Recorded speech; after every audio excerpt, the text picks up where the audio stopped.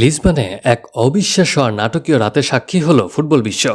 Champions লিগের অস্তিত্ব রক্ষার ম্যাচে রিয়াল মাদ্রিদকে 4-2 গোলে চুরমার করে দিল পর্তুগিজ ক্লাব বেনফিকা।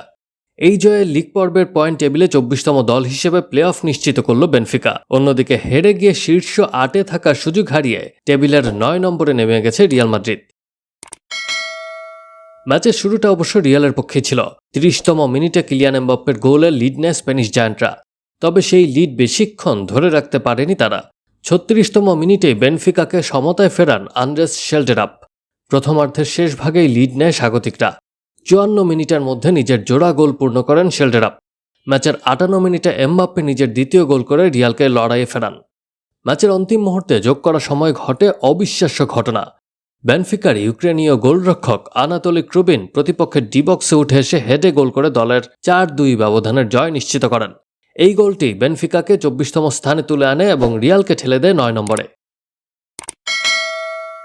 এই হারের ফলে সরাসরি শেষ 16 যাওয়া হলো না রিয়ালের। বেনফিকার মতো তাদেরও এখন 2 লেগের প্লে অফ খেলতে হবে।